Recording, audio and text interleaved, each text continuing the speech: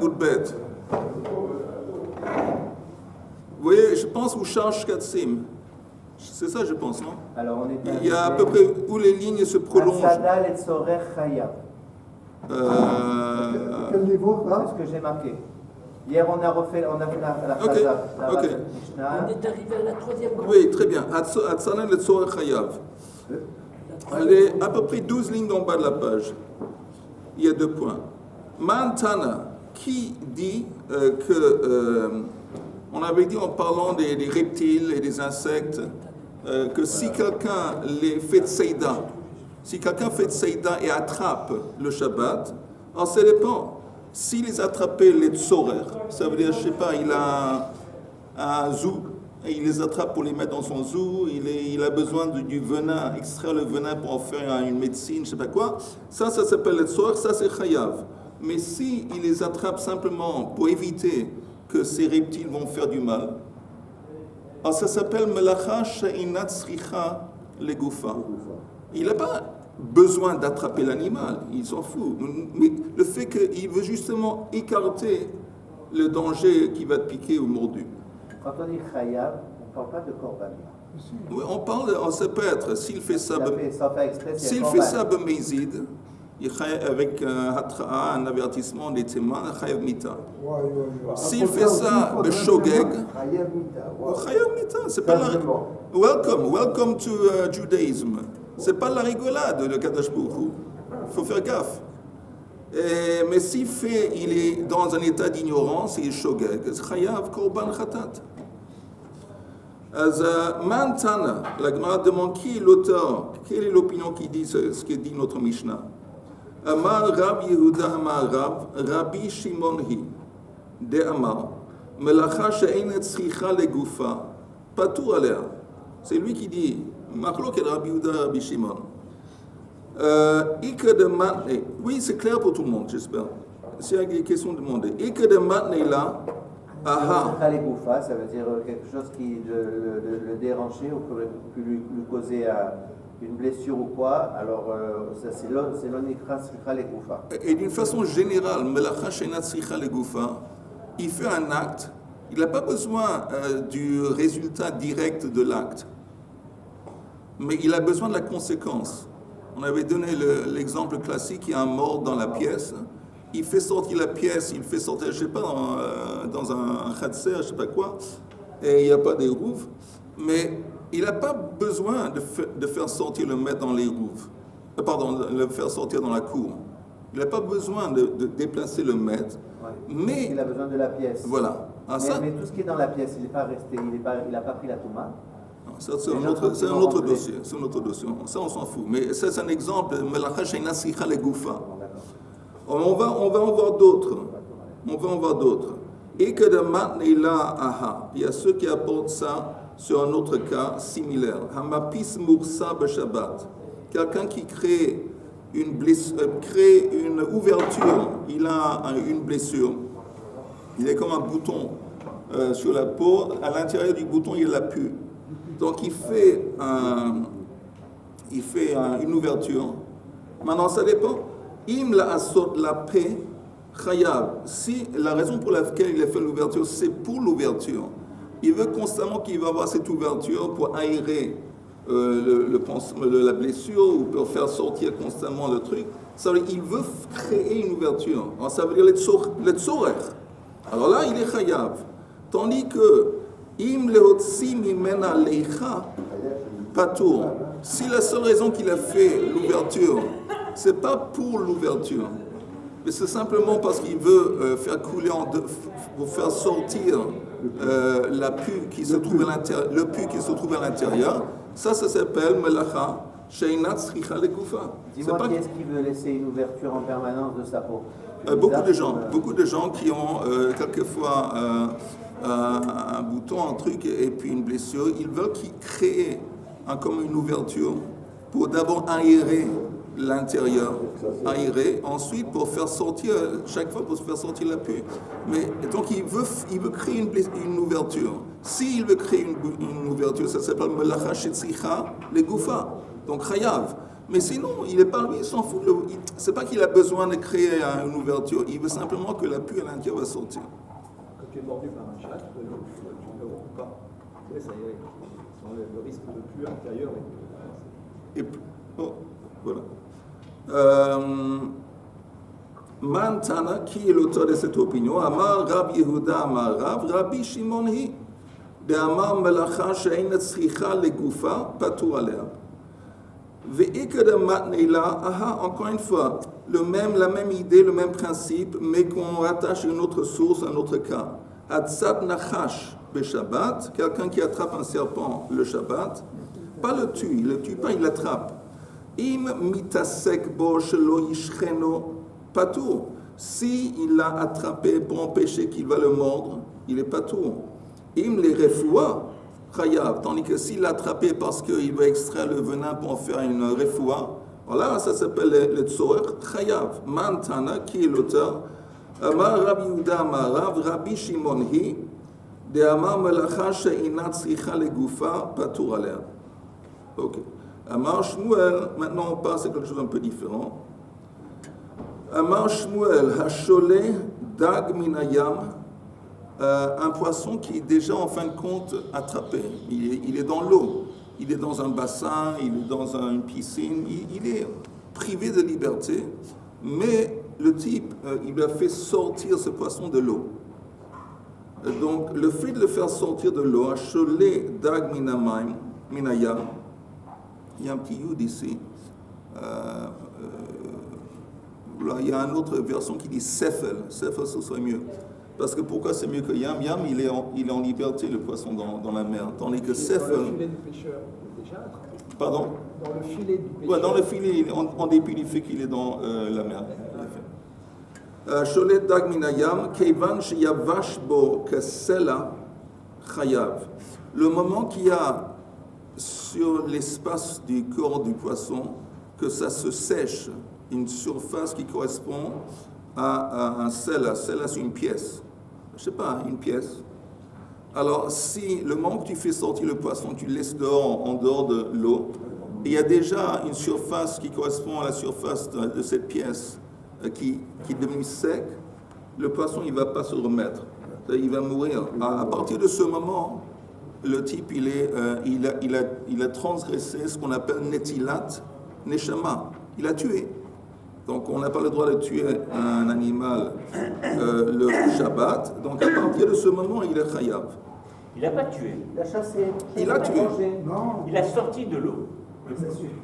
Tu sais quoi? Quelqu'un qui prend un revolver, il tire une balle dedans. On dit, tu as tué ce type. Il dit, non. Pourquoi J'ai tiré la balle. J'ai tiré la balle. Quelqu'un qui est aux côtés d'une falaise et qui passe et qui donne un coup d'épaule, il n'a rien fait. Il donne un coup d'épaule sans faire exprès. Il me dit, Non, Mais si ce poisson avait des problèmes cardiaques. Allez, on continue. Amar Rabbi Yosef, Bar Avin, ou Ben Snapirav. Il précise que quand on dit que ça devenait sec, cet espace qui devenait, c'est sous les nageoires. Oui, bien sûr. Apparemment, si c'était sur le dos, sur le ventre, c'est pas évident que simplement cette surface qui devient sec, le poisson il est mort. Il peut peut-être se remettre. Mais quand cette surface est sous les nageoires, caput. Amar Rav Ashi, lo teima yavesh mamash, elle a afilu de avad rire. Et ça ne veut pas dire qu'il est sec à fond, mais ça veut dire qu'il fait des rires, c'est comme des, je ne sais pas comment traduire ça, c'est comme des fils. Des fils. Le poisson, apparemment, quand il devient sec et tu le touches, tu montes ton doigt, la peau s'effrite, il y a comme des fils qui montent, des veines, des fils. Alors ça, c'est un phénomène qui se passe quand la peau commence à se sécher. Rire, c'est quoi? Comment tu traduis rire? Moi, j'ai dit, Rachidi, Avid rire chez Nogin bo, quand on le touche, vechut haririn nimshach mina etzba. Il y a comme des fils, comme des fils qui sont. Il y a la peau qui s'effrite comme des fils qui montent avec la peau. Je ne sais pas exactement, mais c'est comme. Apparemment, quand il commence à se sécher, c'est un phénomène qui se passe. Ok.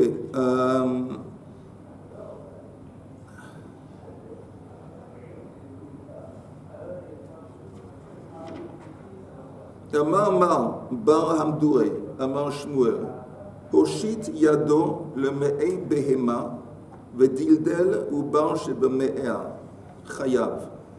Quelqu'un il fait rentrer sa main dans le ventre d'un mammifère. Ça peut être un mouton, ça peut être une vache, ça peut être une chèvre.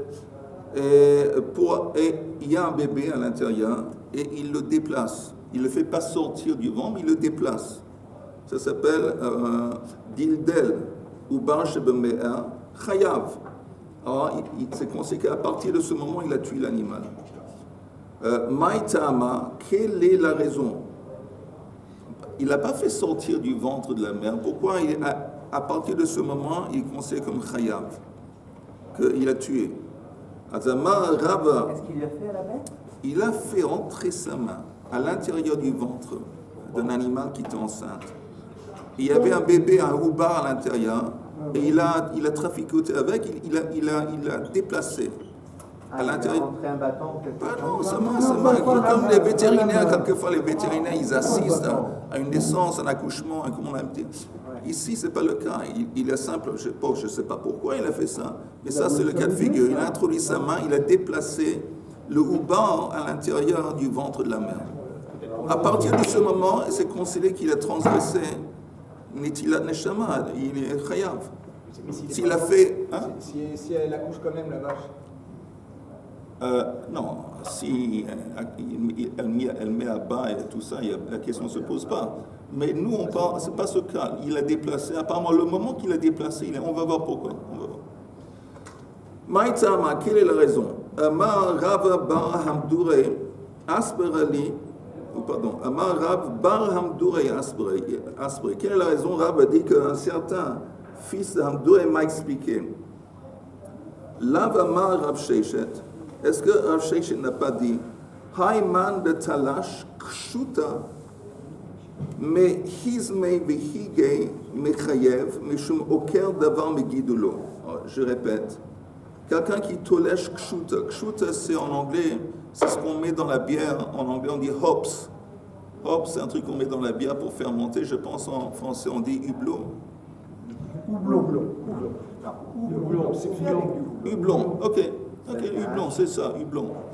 Alors, quelqu'un qui déracine, détache des hublons, qui était attaché à un buisson, mais hizmei bihige, c'est des buissons. Alors, ce hublon, il poussait au-dessus d'un buisson. Alors, le type, il enlève le hublon. À partir de ce moment, il est chayav. Mais chayav, pourquoi? Meshum oker davar megidulo. Il a détaché une chose de la source de sa vie en faisant ça. Maintenant, hachanami, ici aussi avec le bébé à l'intérieur de l'animal, mechayev meshum oker davar megidulo. Quelle est la chose en commun entre les deux exemples dont on est en train de traiter? Le bébé, le petit animal dans le ventre de la mère, il vit, il n'a pas une vie indépendante. La source de sa vie, c'est sa mère. Il est nourri par le fait qu'il est attaché à sa mère. Le moment que tu le détaches, tu le bouges à l'intérieur, tu l'as détaché des tuyaux, soi-disant, qui le nourrissent. Voilà, tu l'as détaché de la source de sa vie. La même chose, les hublons ici, tu ne l'as pas déraciné de la terre. Mais apparemment, il puisait sa vie à travers le buisson. Le buisson, c'est comme la mer, en quelque sorte. C'était un intermédiaire pour l'attacher à la vie. Alors, tu l'enlèves, c'est fini. Il est, en dépit du fait qu'il n'est pas directement attaché ou rattaché à la terre. Amar Abaya Haïman de Talash, celui qui détache, et en haut de la page suivante, Haïman de Talash, pitre, mais une de Khatzba. On a des espèces de champignons qui poussent sur le bord d'un seau, un seau d'eau. Et je ne sais pas, il est mouillé, il est humide en haut, et à force de le laisser dehors, il y a comme des petits champignons qui poussent sur le rebord. C'est-à-dire qu'il y a de la saleté sur l'eau. Ou de la saleté, je ne sais pas exactement, mais on a des espèces de champignons qui poussent sur le rebord. moisissure. Oui, la moisisson, le banc de ce... Mais c'est vivant, cette moisisson. Sur le banc de ce seau. Apparemment... Est-ce qu'on peut les manger? Je sais pas, je pense que non, mais j'ai Les aucune... gouffons sont très bons. Les champignons au vent, c'est de la moisissure. Mais quoi que ce soit, c'est écrit que quelqu'un qui fait ça, il est chayav. Pourquoi il est chayav? Mais choum, mais tu entends, comment est-ce qu'on dit les tsoer et l'eau les tsoer? Quand on parle d'attraper, parce qu'attraper, c'est un truc qui n'est pas clair. Ça dépend, là, il y a une distinction qui peut s'appliquer, la brioute. Est-ce que tu l'as attrapé pour ça ou pour ça? Tandis qu'ici, l'acte, ça ne rentre pas dans l'équation, le truc de l'acte de détacher quelque chose de la source de sa vie. Mais c'est une plante, disons une plante. L'acte de le déraciner, c'est tu lui as détaché de la source de sa vie. Ça c'est je ne sais pas comment ça s'appelle. C'est comme gozez. Gozez, ou il y a quelque chose d'autre. C'est comme kotser. Kotser, c'est moissonner. Ou c'est enlever la laine. Deux ou trois champignons qui sont sur le bord du seau, c'est pas moissonné. Tu entends? Oui. Laisse tomber 2 ou 3. Même un champignon qui est attaché à la source de sa vie et tu l'as détaché. Alors, c'est écrit dans la Oker d'avant Migidoulo. Tu l'as déraciné, tu l'as détaché de la source de sa vie. Ça, c'est interdit. C'est une interdiction de la Torah. Maintenant, attends, Chaim, quand on dit que c'est interdit, chaque interdit, elle doit être liée à un Av Melacha qui était impliqué dans le Mishkan. Oui. Alors, il y a plusieurs possibilités de dire où c'est Kotser. Kotser, c'est Tolesh, je ne sais pas, mais où c'est Kotser, où c'est Gozez. La tonture, il faisait la tonture il prenait la laine. Alors, quand tu enlèves les poils, tu les enlèves de la source de leur vie. Ou quand tu moissonnes. Même si moissonner c'est quantitatif, mais l'acte de moissonner, si tu déraches quelque chose de la source de sa vie, ça c'est interdit. Je me moque d'avoir mes guidolos. La même chose avant ce qu'on a vu avant, avec le bébé dans le ventre de la mère, tout ça. Mais on a une attaque. Metiv Raboshaya, Hatolesh, Me'atzitz Nakuv, Chayav. Quelqu'un qui déracine une plante qui est dans un pot troué. Alors là, il est chayav. Pourquoi il est chayav? Parce que à cause du trou, il a pris de la terre. Voilà, à cause du trou, il y a comme une connexion, continuité, comme de l'humidité qui monte de la terre et on peut dire que les racines de la plante sont connectées. Pourquoi? Si c'est le pot, il n'y a pas le trou, c'est quoi? Exactement. Mais s'il n'y a pas de trou dans le pot, c'est qu'on sait que la plante n'est pas plantée dans la terre. Alors, midéorite, si tu déracines, tu n'as pas transgressé. Tu n'as pas fait la transgression, tu n'as pas fait l'Av Melacha. Tu as fait un issour de Rabbanan, mais tu n'as pas fait un issour de Oraita parce que l'issour, il n'est pas conseillé comme étant attaché à la source de sa vie quand il est dans un pot. C'est bizarre. Si je prends des feuilles de basilic qui sont sur mon petit jardin, il y a dans des petits pots fermés. Et que je le mets dans ma salade. Oui. J'ai fait un issour des Rabbanan, pas de la Torah. Ça dépend. Si dans ton jardin, attends une seconde, si le petit pot il est troué ou pas. Je viens de te dire, il n'est pas troué. Ah non, tu as fait un issour de Rabbanan. Fermé dessous. Tu as fait un issour de Rabbanan, mais pas midoraite, parce qu'il n'est pas conseillé comme étant connecté à la terre. Pour Yom Tov, j'ai pas de Quelle troué. terre? La terre dans laquelle il pousse. Apparemment non. S'il est troué mais posé sur une assiette, il ne sera pas sur la terre. Ah là, non, c'est Oui, pareil. tu as raison. C'est pareil. C'est comme Non, si tu as raison. Que s'il est troué, mais il est sur du ciment, voilà. alors aussi, il n'est pas connecté sur la terre. Arabe, pour en revenir à la vache, si le veau, il est mort dans le ventre de la vache, est-ce que le vétérinaire il fait un issour quand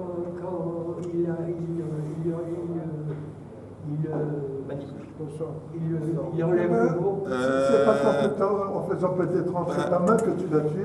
Non, parce que s'il est mort, le fait de le faire sortir, ça sauve la vache. non, il n'a pas le droit de profaner le Shabbat pour sauver une vache.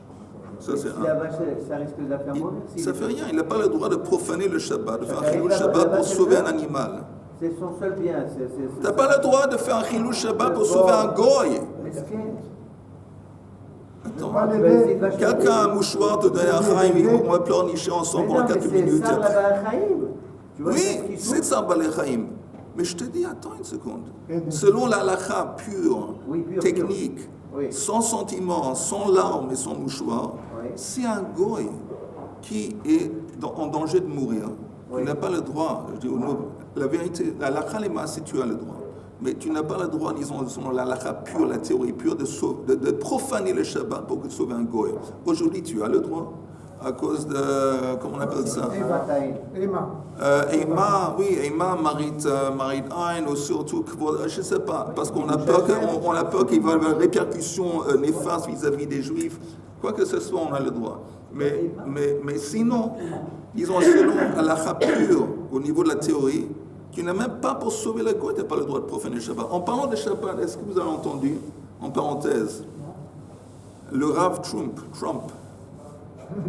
qui a dit avant quelques jours, avant une semaine ou quelque chose comme ça, il a déclaré que ce Shabbat, le Shabbat qui va venir, Shabbat Bamidbar, Oui. ça va sortir 250 ans depuis le début de l'Amérique. Et il a fait une déclaration formelle avec sa signature, bien sûr, photographiée et tout ça. Il a appelé à tous les Juifs en Amérique de garder le Shabbat à partir du coucher de soleil du vendredi avant le Shabbat jusqu'à la sortie des étoiles. Et il a dit qu'en faisant ça, ils vont commémorer aussi la contribution des Juifs à l'Amérique depuis que... Parce qu'il y a eu, au début de l'Amérique, il y a eu des Juifs par-ci par-là qui étaient apparemment qui ont pas mal contribué. Mais je veux dire, c'est la première fois dans l'histoire du monde... C'est la première fois dans l'histoire du monde où on a le chef d'un État et une puissance mondiale qui demande aux Juifs de garder le Shabbat. C'est jamais vu, c'est historique. À mon avis, sa fille, elle a quelque chose à voir là-dedans. Peut-être. En attendant, ça c'est en parenthèse. Alléluia. D'accord. Ok, alors on nous dit... Si je fais mais tâtez, si je balaye le sol, Oui. Oh là là. il y a de la terre, il y a des... Pourquoi toi tu balayes le sol et pas ta femme? Déjà, j'ai pas Il compris. adore balayer. Pourquoi toi tu es en train de balayer pas ta femme? Il est bon, c'est là. C'est enregistré même si pas. Non, Mais continue. est-ce que je suis Hayab ou pas? Balayer le sol. Il y a de la terre mélangée avec des produits donc, de l'alimentation. Donc Tu balayes. Ben Si, oui, ça il y a dépend. peut-être des éléments Si. microscopiques qui vont peut-être pousser. Si la terre, elle est une terre qui est molle, ça veut dire qu'il y a une possibilité qu'il y ait des petits trous dans la terre. Alors, il y a un concept qui s'appelle Ashvuye et Gumot. Ashvuye et Gumot, c'est remplir les trous. Quand tu remplis un trou en fin de compte, que tu veux remplir, parce que si tu préfères avoir le sol qui est lisse, ça s'appelle bonnet. Et c'est un interdit de la Torah. Et donc, il y a une zera de Rabbanan que tu n'as pas le droit de balayer, entre autres, le sol, où il y a un risque de créer, de remplir les trous.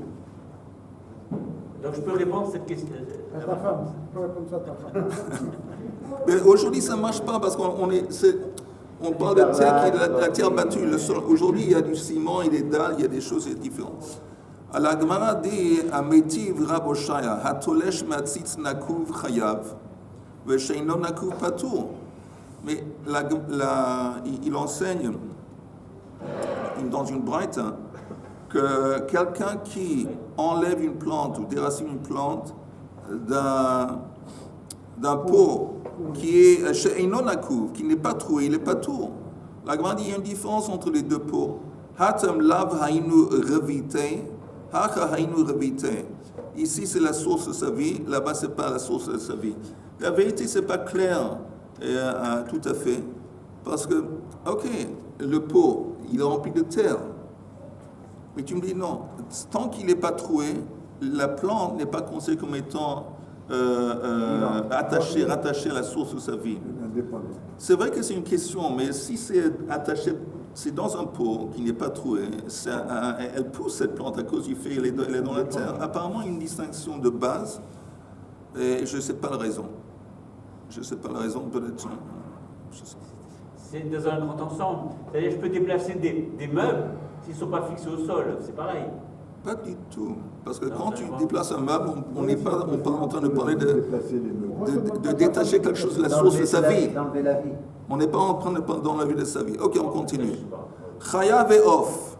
On avait dit on avait parlé entre autres dans la Mishnah, à la fin, de Chaya et Off, et dans le cas de blessé, dans le cas de attrapé. Amar Rav Huna kotvin tfilin al gabei or shel Off. Rav Huna nous enseigne qu'on aurait le droit d'écrire des tfilin sur un parchemin qui consiste la peau d'une poule. À condition que la poule est tahor. D'un oiseau, ça peut Oui, être du un volaille. Oui, ça peut être un autre oiseau aussi, pas nécessairement une poule. Sur une autruche, il y a plus de peau.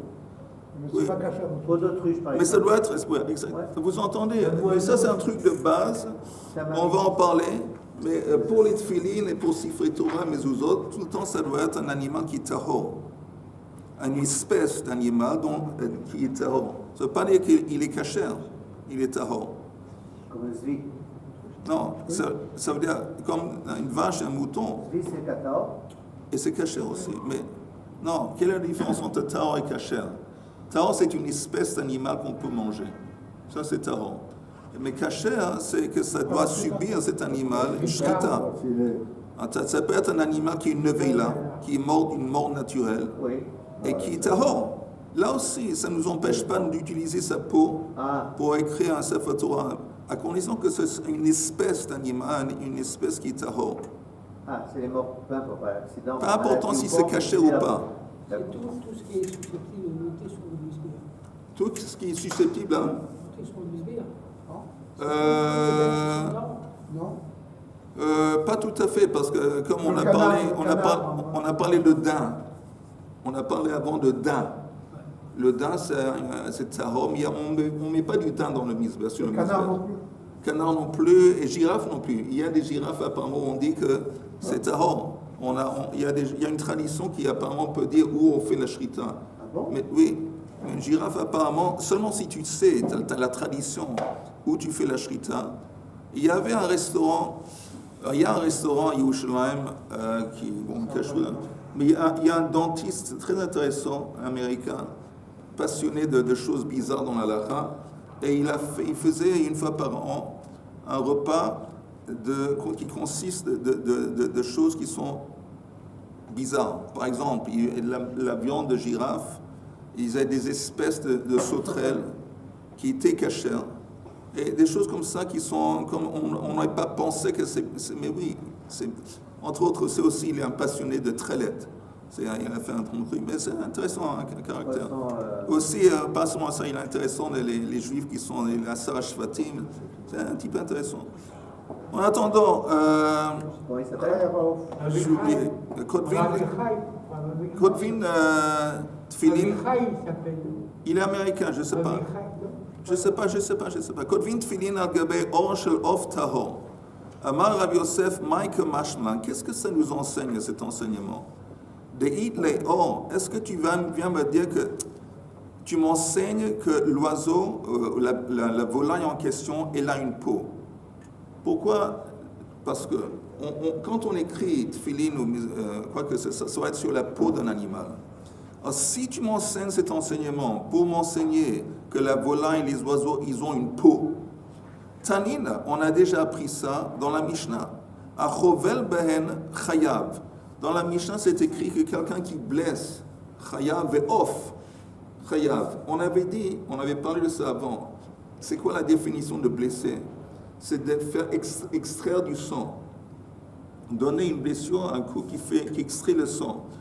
Mais le sang, il ne doit pas nécessairement couler à l'extérieur. C'est suffisant qu'il monte à la surface et qu'il a été extrait de la chair. On sait qu'une fois qu'il a été extrait de la chair, il ne va plus être réabsorbé. On avait dit que s'il y a une peau au-dessus de l'animal, c'est quelque chose qu'on définit en tant que peau, et on voit qu'il y a du sang qui s'est coagulé, qui est monté à la surface. Alors, ça s'appelle une blessure. Simplement, le sang est sorti, il ne va plus jamais être réabsorbé. Si la couverture de l'animal, ce n'est pas considéré comme une peau, et tu vois encore une fois que le sang est monté à la surface, c'est pas considéré que le sang est sorti.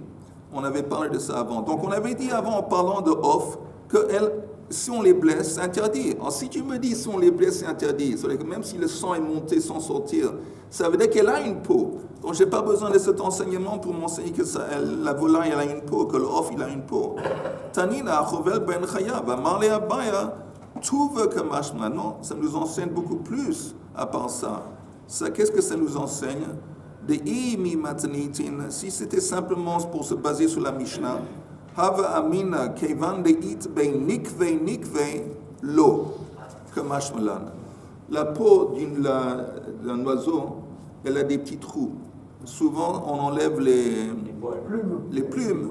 Et il y a des petits trous sur la peau. On aurait pu penser le fait qu'existe sur la peau de la volaille des petits trous, ça va invalider la peau pour écrire la Torah dessus, pour écrire la mezuzah dessus, que mashmalan, que ça ne va pas invalider, dans une seconde on finit, que de Amre B'Marav, comme on enseigne en Israël, Kol Nekev, She'adio Overet Alav Eno Nekev. Un trou qui permet l'encre de passer au-dessus, c'est pas un trou. C'est pas un trou qui va créer des problèmes et invalider. La vérité, bon, je continue encore quelques minutes, mais tu peux fermer. Tous les animaux, et l'homme compris, a des poils. Donc les poils, il faut bien qu'ils respirent. Oui. Ils sont Oui, mais les poils, les trous que font les poils. Il y a un trou, évidemment. Mais les trous que font les poils, ils sont minuscules. Tandis que les trous qui sont les résultats de la plume, les plumes qui sont attachées. Les plumes ou les poils? Non, je te dis, il y a une différence de